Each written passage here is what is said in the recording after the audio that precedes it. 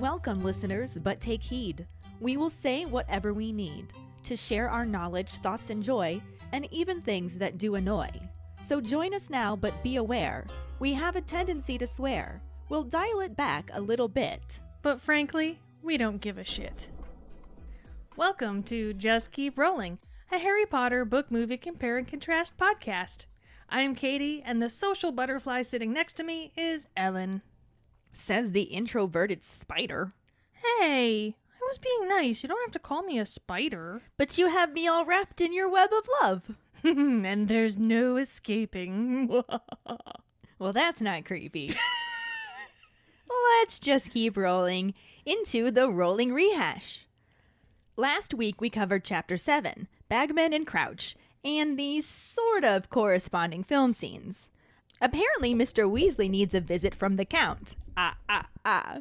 Wizard Coachella wasn't quite magical enough for our tastes, but at least no muggles had to worry about brain damage. Archie definitely preferred freeballing over assimilating. Ludo Bagman fails the statute of secrecy, yet is somehow trusted with all the secrets. In the book, the girls needed a separate tent from the boys to be proper, but the movie gives zero fucks about propriety. Harry asks all the questions, while movie Hermione inexplicably already knows everything. And fandom worlds collide when the Weasleys camp in a TARDIS. During episode 68, it doesn't make sense. Our Potter pondering was, since there was a lot left out from Chapter 7, Bagman and Crouch, what did you miss most from the book, and why did you pick Archie and his flowered nightgown? We said you can also mention other moments that you would have liked to see too, just, in case there were any. But, come on, Archie. Just saying. Carly quoted the scene, but also said that she would have liked to see Hermione giggle at this so much that she had to walk away. Also, Ludo Bagman? Like, he's a pretty major character in this book, and they just cut him out. Why? She also asks who we would like to see cast as Ludo Bagman. That's such a good question. I kind of imagine him a little bit like a muscular Gone to Seed Lockhart. Oh, yeah. But I don't know British actors well enough, to be like, oh, I would want this person. I guess it doesn't have to be a British actor since this is just our fantasy casting. I mean, it helps. It does, right? So we have Quincy on Discord right now, and he just suggested either Colin Firth or James Corden as Ludo Bagman, and I'm loving James Corden. Yeah, I'm kind of digging that. That would be some good casting. Honestly, that sounds perfect. He's got the right bod. Mm-hmm. And he's got that, overexcited Labradoodle kind of feel about him. Yeah, I like it. Good suggestion. Well done, Quincy. Then Carly also mentioned Percy being called Weatherby by someone who knows his father, which that's a really valid point. Right? I completely forgot about that. Well, I think was he saying Weatherby instead of Weasley, or did he think his first name was Weatherby? See, I always thought it was the way that Slughorn does, where he calls him Wallenby and with Ron, because he thinks that's his last name. So I always assumed he thought it was his last name. But, I mean, it does make sense that way, too. Yeah, I always thought that it was Weatherby instead of Percy, because it rhymes. I can see that, too. Yeah, and as Carly pointed out, he knew his father. You would think that, unless it's just another way of saying that the Weasleys were, down on the totem pole and somebody higher up in the ministry can't even bother to get their name right. Could be that. True. Either one works, I'd say. Yeah. Quincy said he agrees with Carly. It could have been done amazingly. The director is such a cunt for how he handled it in the movie. The whole movie. The scene leading up to the Quidditch World Cup was rushed and disjointed. He said he's inclined to believe he never read the Oh, wait. He didn't. Juliana said that Archie and his comic relief would have been a nice inclusion. Ludo would have been cool to see as well. The other thing that should have been in the movie is the omnioculars. What a cool thing to have. Plus, it sets up the fact that Harry's wand is missing in a few chapters. Yeah. Dave first said, "Cho-chang," waving at Harry, but then he clarified that he really just wanted to say, "Cho-chang," which is nice because it gives me the opportunity to say "Cho-chang" as well. You had to throw that one in there too, didn't you? Yeah. All right. He then mentioned the little kid wizards playing with slugs and the toy brooms. Crouch calling Percy Weatherby twice, and the fake wand turning into a rubber chicken and making a noise. Jackson said, aside from old Archie, he thinks the thing he missed the most was Ludo Bagman himself. While he might not have been vitally important in the grand scheme, he was still a great character. Plus, not seeing the twins laugh when Crouch called Percy Weatherby was a disappointment. Yeah. Mm-hmm. I think that with everybody's love for Ludo and the fact that he was missing from the movies, we should make that a Potter Pondering as well. Yes, I agree. See who they think he should have been casted as. Mm-hmm. But thank you so much for all of your responses. Love it. Our trivia question last week was, what is the name of the broom that is advertised on the blackboard as safe, reliable, and with a built-in anti-burglar buzzer at the Quidditch World Cup?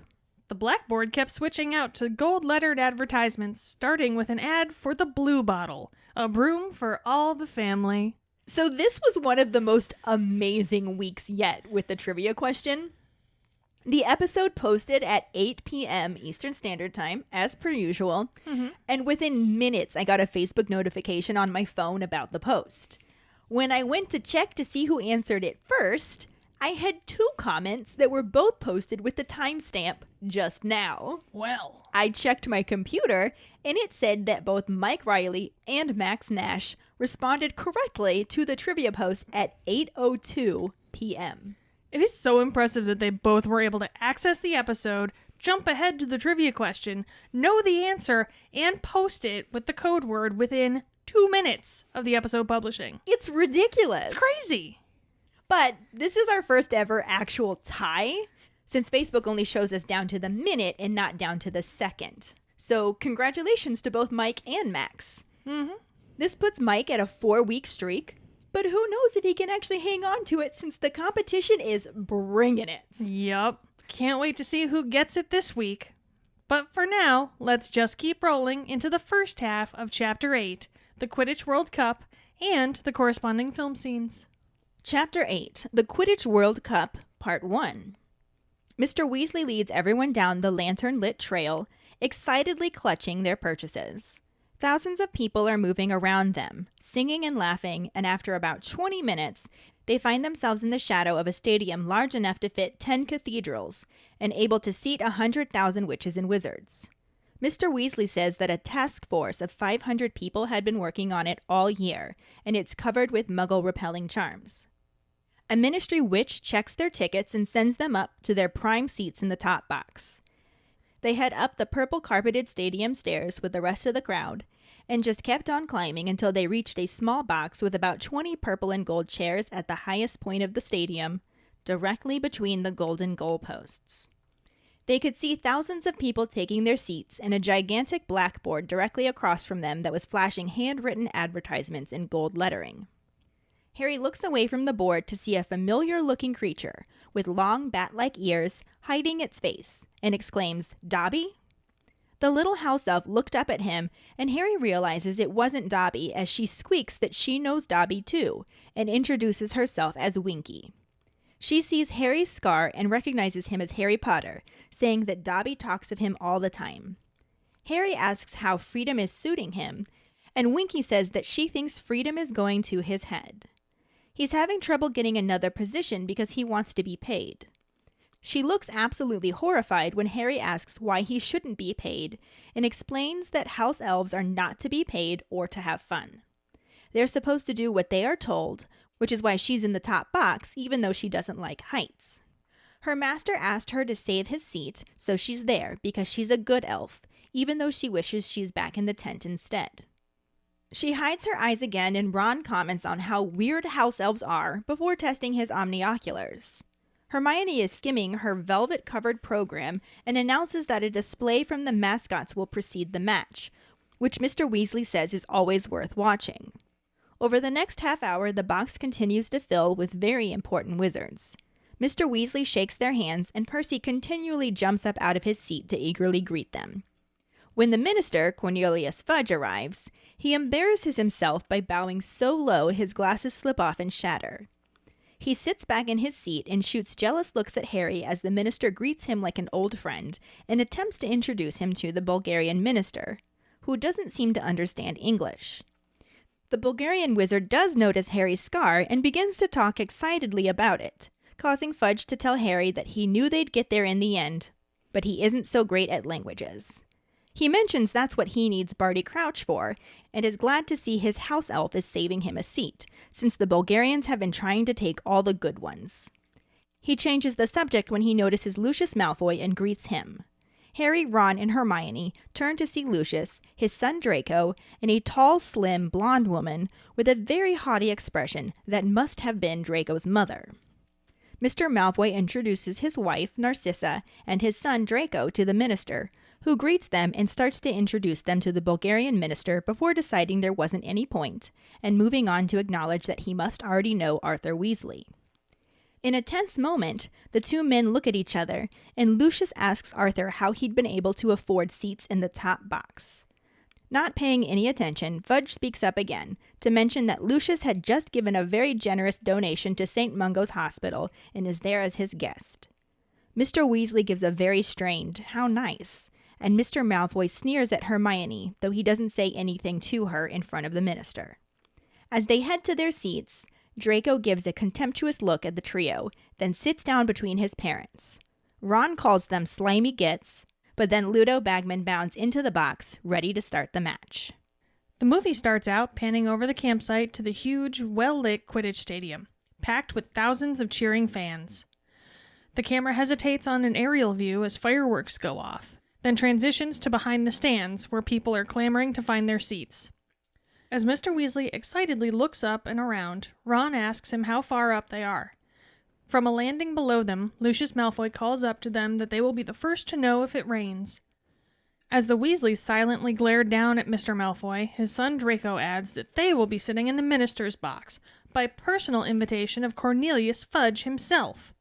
As they continue to walk up the stairs toward the Weasleys, Lucius jabs Draco with his cane and tells him not to boast, saying there's no need with these people. Harry, Hermione, and the Weasleys turn to walk away from them, and Mr. Malfoy hooks Harry with his cane to stop him. He tells Harry to enjoy himself, while he can, and gives a little smirk before the camera cuts inside the pitch and pans over the spectators as balloons in Irish and Bulgarian colors float up into the stands. So we can call the film scenes corresponding in the sense that they happen at the same points in the movie and the book. Mm-hmm. The timing is there. But aside from that, there are quite a few differences. Quite a few. Yeah, I should say so. The book starts out with Mr. Weasley leading the group through the woods, surrounded by the sounds of thousands of people singing and shouting and laughing as they make their way to the giant gold-walled field. 'Cause, way to keep under the radar, wizards. Muggle-repelling charms. Yeah, but still, no wonder Harry's, obsessed with gold. Right. Jesus Christ. The movie doesn't show any kind of hike. It just starts out panning over the campsite, right to the huge, well-lit, and completely packed Quidditch stadium. Which I think gave a good depiction of how it was described in the book. Mr. Weasley sees Harry's odd expression and tells him that it can seat 100,000 people, and a ministry task force of 500 has spent all year putting up anti-Muggle charms. Yeah, the movie gives us an aerial view of the stadium that looks pretty much how I imagined it based on the books. And then the scene transitions to behind the stands, where people are navigating the stairs that rival the route to divination. Yeah. It's insane. There's a lot of stairs. A lot of fucking stairs. It's a lot of cardio. So much cardio. Oh my god. In the book, they reach the nearest entrance, and a ministry witch directs them to the top box, straight upstairs, high as you can go. This sentiment is reached in the movie by having Mr. Weasley excitedly looking up and around as Ron asks him how far up they are. In the book, their trek is made up purple carpeted stairs, and the movie didn't look like it had that. No, the movie was like haphazard scaffolding, it looked like. Yeah. More than anything. No purple carpet. Nope. No gold walls either. Nah. But that never really stood out to me when I read the book the first time. Yeah. I put so much space between watching the movie and reading the book because I don't like to be disappointed. Now I do it for a living. But a living? Well, I do it for the accolades. The accolades. Be honest. But I never really thought about it. But now knowing that it's literally described as gold walls, I'm like, oh, yeah, that wasn't there. It was more like a giant hole dug into the ground. than anything, which I liked that, though. It was pretty elaborate. Mm-hmm. And watching it, I wasn't dissatisfied. Yeah. I was like, oh yeah, that's how I pictured it from the book. But like I said, I kind of glossed over the details about the gold and the purple. Yeah. Going back and looking at it more closely, I'm like, they didn't really do that. But everything else about it felt pretty spot on to me. Yeah. Well, I mean, the back of the stands, I mean, it felt like being at a stadium for any other sports ball game that you could be at, Yeah. So it made sense. It's not like it was out of place. Right. But they head all the way up the stairs until they reach the top and enter a small box at the highest point of the stadium and exactly at the halfway point between the golden goalposts. There's about 20 purple and gold chairs in 2 rows, and Harry, Hermione, and the Weasleys fill the front seats, looking over the stadium, which appears to be glowing with a golden light. And the giant blackboard across the field from them has advertisements flashing in gold writing for things like Mrs. Scour's all-purpose magical mess remover and the Blue Bottle, a broom for all the family. Which was our trivia question. Yep. Then Harry looks around their box to see who else is sitting with them, and he sees a house elf hiding its face, incredulously saying, "Dobby?" Everyone looks around as the squeaky house elf says she knows Dobby too, introduces herself as Winky, and says that he must be Harry Potter. Well, he must be, of course. He's got that scar. And he knows what house elves are. So right. Obviously he's Harry Potter. Clearly. Come on. Honestly. But apparently Dobby talks about him all the time. And when Harry asks how Freedom is treating him, she says that Harry might not have done Dobby a favor by freeing him. Because now Dobby expects to be paid, and it's giving him a big head, so nobody else wants to hire him. That is pretty awkward. According to Winky, house elves aren't to be paid. They're to do what they're told. That sounds like Stockholm Syndrome. Right? If I'm being honest, She goes on to say that she doesn't like heights, but her master sent her to the top box to save him a seat, so she's there, because she's a good house elf. Then she hides her face again, because she doesn't like heights. That's so messed up. I know, it's I'm awful. sorry. That's just poor Winky. I can totally see why Hermione started spew. Right. Facts. We're about to do it now. Yeah. Legitimately. Ron says that house elves are weird, and Harry tells him that Dobby was weirder, which, yeah. I mean, he was. He was an adorably odd elf. But he was Dobby. He was Dobby. He was our Dobby. Dobby. Who's a good Dobby? Who's a good Dobby? You're a good Dobby. Yes, you are. Wow. So, none of that happened in the movie, though. That being said, literally none of it happened in the movie. Actually, they're still on the stairs heading up to their seats. After Ron asks how far up they are, Lucius Malfoy calls up to them from a landing below to put it this way, they will be the first to know when it rains. Because, he's a dick like that. And I mean, seriously, was Lucius just hanging out on that landing waiting to see the Weasleys? He's going the right way for a restraining order. Seriously. Yeah. I mean, dude, he's just standing there. They walked past and he was just chilling there. He was standing there going, not a Weasley. Not a Weasley. Not a Weasley. Not a Weasley. Oh, Weasley. Fuck. It's my time. Activate Scorn. Exactly. But we kind of had to organize things like this for this episode because the Weasleys do have a run-in with the Malfoys in the book during this chapter, but the movie sets it up a bit differently, as well as omits everything about Winky and a few other details. What? I know, right? You make it sound like they're not the same thing. They just flipped the order in which things happened, and then changed a bunch of details and left a whole bunch out, so. It's like they took the book, burned random pages, and then just threw the rest of them up in the air. Right. As though Quentin Tarantino had directed this film. Nope. Newell. But in the book, up in the box, Ron pulls out his omnioculars to test them out, and Hermione is looking through her velvet-covered program, probably also purple and gold. I would imagine. She tells them that there will be a display from the team mascots before the match, and Mr. Weasley says that the national teams bring creatures from their native land to put on a show. I bet PETA would have a field day with that one, wouldn't they? Probably, yeah. Yeah, I mean... As their box gradually fills up, Mr. Weasley shakes many hands, and Percy continuously jumps up. I believe the book described it as though he was trying to sit on a hedgehog. It's like every time he'd sit back down, someone else important would enter the box and be like, I must shake your hand. Like a dog at a house party. Right? Like every new person. New people! If Percy had a tail, it was wagging. Oh, yeah, definitely.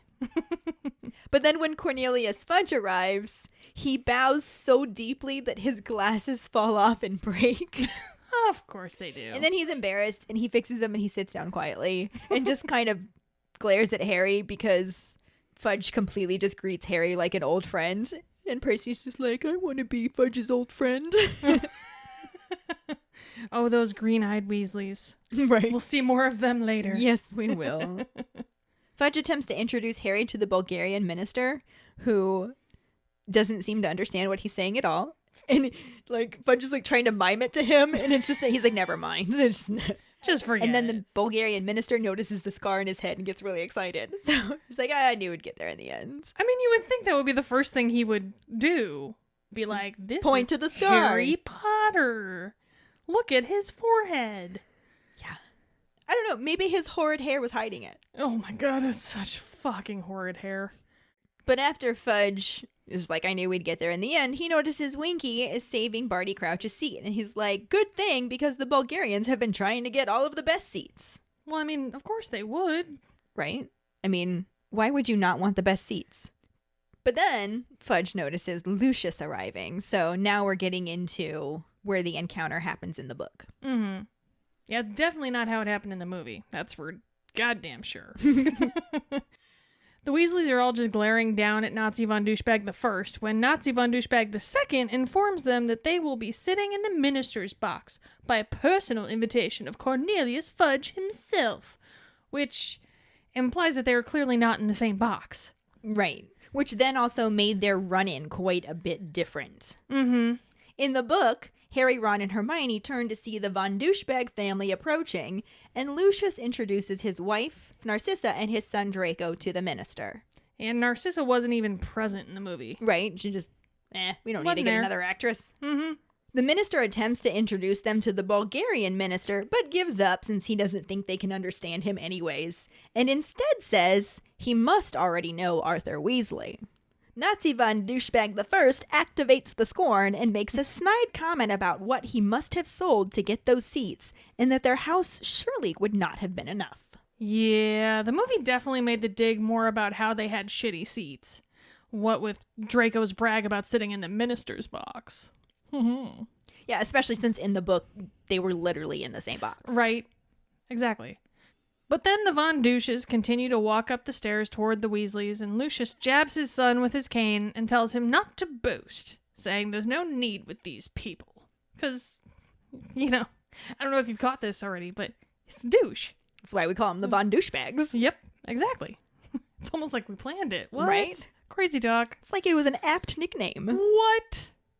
We're nuts. The Weasley party just ignores them and turns to walk away, like they should. Mm-hmm. But Nazi von Douchebag the First hooks Harry with his cane to stop him. He tells Harry to enjoy himself while he can. Was that a threat? Because, I mean, like, that legitimately sounded like a threat, right? Oh, it definitely sounded like a threat. That was a straight up threat. But I'm gonna need him to stop looking so luscious when he acts like such a Nazi von Douche. It's giving me a really conflicted lady boner. That's understandable. Because Jason Isaacs. He is luscious. I mean, Nazi von Douchebag, but Jason Isaacs, man. Exactly. In the book, he doesn't actually say anything to Harry. Nazi von Douchebag the First actually gives Hermione a cold look. Harry knows it's because the Malfoys think that anyone who is not a pure-blood witch or wizard is second class. I do believe that sums it up. Mm-hmm. He then gives Mr. Weasley a final sneering look before he and his family make their way into their seats, Draco giving Harry, Ron, and Hermione a contemptuous look as he sits down, because he's desperate for Daddy's approval. Yeah. In the movie, the Weasleys just walk away like you should. Right. You know, that's the mature thing to do. So what? Very obviously not the thing I would do. I mean, in the book, had it happened in that setting in the book, there's a very good chance that Book Arthur would have just dived over the railing and tackled him. Just decked him. But the movie doesn't like to show that side of Mr. Weasley, so... Well, obviously. Well, not to mention the fact that if they would have kept to the book, Fudge would have been right there, and that wouldn't have looked good. Clearly, he's not going to attack him in front of his boss. Exactly. Makes sense. So the Weasleys walk away, and the camera cuts inside the pitch and pans over the spectators as balloons in Irish and Bulgarian colors float up into the stands. All of the green and white float. Red and black balloons. Ooh. In the book, this is when Ludo Bagman bursts into the box and asks Fudge if everyone is ready to go. And we're going to end this section here. Sure, why not? Which will bring us to our discussion about the new and returning actors. We really only have 2 this time, since it's mostly all the same people from the last section. But we do get to see Ellen's favorite, Jason Isaacs, as Lucius Malfoy, a.k.a. Nazi von Douchebag the First, a.k.a. Luscious Malfoy. So I really kind of want to know, because we follow him on Twitter, Mm-hmm. and I just really want to know. I'm half tempted to tweet it at him. We should. I'm a bit of a coward. But I really want to know what he would think about our nickname for his character, Nazi von Douchebag the First. So blame it on me. It is technically your fault. I was gonna say, tweet it and blame it on me. Be like, by the way, this is Keighty. Ellen has nothing to do with this question. Matter of fact, Katie's the one who came up with the nickname if you don't like it, so there. But if you do like it, Ellen came up with it, so there's that. I mean, it was originally your idea, I would say. I have no problem just being like, hey, so we have this podcast and we nicknamed your character this. What are your thoughts? And then I'm going to be sad when he doesn't respond. But what if he does, though, Ellen? Oh my God, that would be amazing. You miss 100% of the shots you don't take, Ellen. That's a very good point. I'm probably going to tweet at him later today. You should. I vote yes. But I absolutely love him as Lucius Malfoy. I think that he activates Scorn amazingly. Yes. He really does. It's that sneer and the way that he gets his voice to just sound super arrogant and snotty and like he's deplorable. Yeah. You hate him on like Dursley level hatred. And that's exactly what you want to do. It's good. It's good. You hate him. You love to hate him. You hate that you love him a little bit. Yeah, he's a little luscious. Not as a person, but physically. Lucius Malfoy is not luscious as a person. No. Okay. Jason Isaacs is luscious. Is luscious as a person. And physically. Yes. Well done, Jason Isaacs. Hello. Good job. If y'all could see the eyes she just pulled at me, man. Whoo. Even I melted a little bit. Damn. But anyway, Jason Isaacs, amazing at playing Lucius Malfoy. Mm-hmm. Amazing at being a Nazi von Douchebag. Well done. And fantastic at activate Scorn. Yes. Although I have to say, he kind of sounds like he has phlegm caught in his throat during this scene, so I feel really bad for him. Maybe he was sick. Maybe he was. We also see Tom Felton as Draco Malfoy, a.k.a. Nazi von Douchebag II. Aww. And Malfoy, Draco Malfoy himself, is a shitheel. He is also not a luscious person. No. However, Tom Felton. Yes. Tom Felton is smoking. Definitely. He's adorable, too. Oh, my God. He has, admittedly, like the rest of the cast, terrible hair in this movie. But That's the theme of this movie. Exactly, right? But that's not Tom Felton's fault in any way. No, it is not. And his depiction of Malfoy, he didn't do a lot in this scene. He had his one line, but it was very snotty. Yeah. It just absolutely got that we're in the minister's box. Right? By personal invitation. Like, I kind of love that it shows the father-son dynamic between Draco and Lucius, because you can tell that Draco gets all of his asshattery from Lucius. But at the same time, Lucius is also like, dude. Well, his whole dude thing was about the fact that it's wasted on people beneath them. Like, you lick the boots of the people that can give you something. Yeah. You don't bother licking the boots of the people that are beneath you. Like, that's just Well, he wasn't licking their boots, though. He was boasting.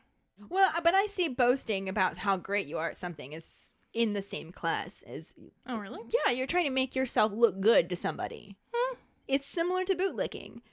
They're like, I am so amazing, and if you think that I'm amazing, then you're gonna put me in a higher class. And Lucius is like, we don't fucking care if they put us in a higher class. I'll give you that. But yeah, I love the way that they kind of played off of each other. Yeah. It's a very, like, this is my mini-me situation. Mm-hmm.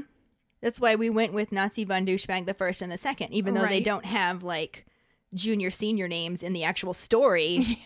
We're playing on the fact that Draco is literally trying to do anything to get his father's approval. Exactly. And I think that Tom Felton played that very well. Oh, yeah. And you can tell for real, too, that the two of them have an actual relationship. Mm-hmm. Like, they tweet each other all the time, like father-son stuff, and it's really cute. There was a video on YouTube, I think it was, that they posted of them having a video call. Yeah. Them doing a video chat, and I loved it. And I love both of them, even though their characters are not lovable. They did such a good job making us hate them. Yeah. That I love them for it. Yeah. Like, I feel bad because they kind of get typecast. Because Tom Felton does get a lot of the asshole parts. Which is so funny because he's so nice. I know. I mean, not that we've ever met him. Hint, hint, we would love to meet you sometime, Tom Felton. But... Hello. But we hear wonderful stories. Wonderful stories about how nice he is. And yet, like, the first thing I saw him in after Harry Potter was the Planet of the Apes movie. And he was a little shit in that. And I'm just like, well, yeah, of course he is. Poor little typecast baby. Poor little typecast Draco.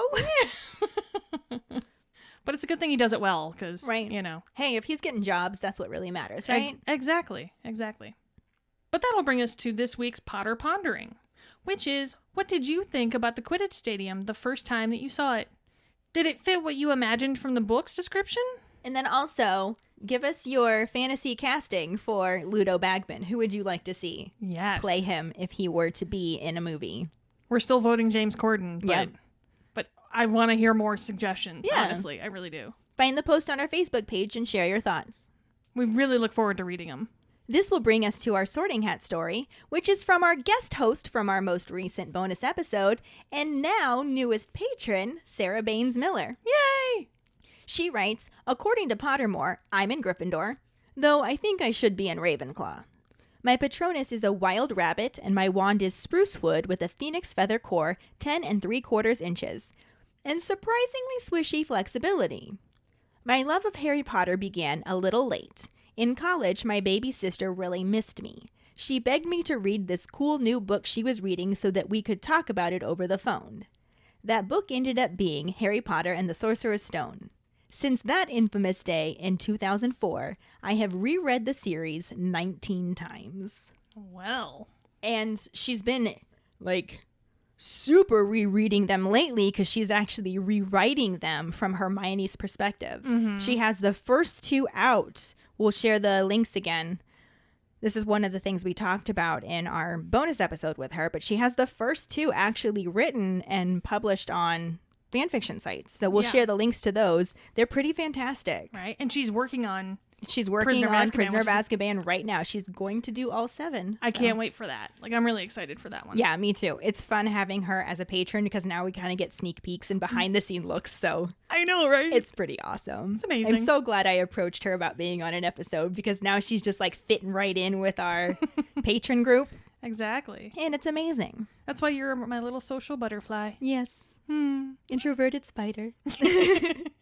But thank you so much for sharing your Sorting Hat story with us, Sarah. Some of you may have already heard it before, but we thought she deserved to be on a main episode as well. Hell yeah. Since she is now one of us. One of us. One of us. One of us. If any of you other keepers out there listening would like us to read your Sorting Hat story on a future episode, you can email it to us at justkeeprolling@gmail.com. Let us know your house, wand, Patronus, how you got into Harry Potter, and anything else you might want to share with us. Or you can message it to us over social media. That too. Well, that'll bring us to this week's trivia question, which is, which player scored the first goal during the Quidditch World Cup? The prize for the first one who responds with the correct answer and the code word #10 will get a sticker. Another way to get a sticker is to rate and review us through iTunes. If you don't have an Apple account, then you can write us a recommendation on our Facebook page. Make sure to email us at justkeeprolling@gmail.com to let us know you did, and we'll get back to you to figure out which sticker you want and where to send it. And I gotta let you guys know, I have new stickers coming in the mail that are going to be added to this. So in addition to the usual ones, we will also have Amazon Prime stickers. Nice! So I did a little illustration of an owl. It's a white snowy owl holding a letter in its mouth with our logo on it and Just Keep Rolling name. And then it's flying over the letters Amazon Prime to look just like the Amazon Prime logo, but it says Amazon. So, yeah, we got that. Yeah, so I'm excited. And the stickers are coming, so. They're adorable, I have to say. Don't forget to find us and follow us on Facebook at JKR Podcast and Twitter and Instagram at Just Keep Rolling. Following us on Podbean at justkeeprolling.podbean.com will get you the episode as early as possible and give you a leg up in answering the trivia question and getting one of those sweet, sweet Amazon Prime stickers. Oh, yeah. You can also go to our website at justkeeprolling.com to check out our Just Keep Rolling and Harry Potter related merchandise for sale, which also includes some Amazon Prime t-shirts and sweatshirts. So nice. We're building up that stuff as we go. Yes. Don't forget to subscribe to our YouTube channel, where we post our weekly podcast episodes, cooking show episodes, vlogs, bloopers, and other random videos. If you would like to support us as a patron, you can sign up on patreon.com/justkeeprolling. $2 and up a month will get you some awesome perks, like Just Keep Rolling swag, maybe one of those Amazon Prime stickers, Oh, hint, hint. Access to patron-only Facebook groups, chats, our Discord channel, virtual hangouts, and more. As always, any support you can give is greatly appreciated. We also wanted to share that we were recently included in an article of the top 15 Harry Potter podcasts on Fiction Horizon. We've shared the link on social media, and it's in the description section of this episode, too. Yeah, check it out. We're so excited. Technically, it's the top 10 because we're number 9. We and are. That's pretty cool. You know what else is cool? What? Our patron, Quincy's birthday was this week. Wednesday, to be specific. Yes, his single also was released on the same day. Yeah, we shared the link on our Facebook page, so you can check that out. The song is called Go Off. Mm-hmm. And when you give it a listen, you can also wish him a happy belated birthday. Yeah, and dance your ass off, because it's a jam. And dance your ass off. We've already had a couple of dance parties because we keep listening to it. It's very catchy. I'm really, really loving it. Pretty awesome. Super proud of you, Quincy. Happy birthday. We love you. You're amazing. Happy birthday. Thanks for being a keeper and a patron. Mm-hmm. And join us next week when we talk about the second part of Chapter 8, the Quidditch World Cup, and the not really corresponding film scenes. Thanks for listening. We hope you hear us again. I'm Katie. I'm Ellen. Until the next time, Just keep rolling.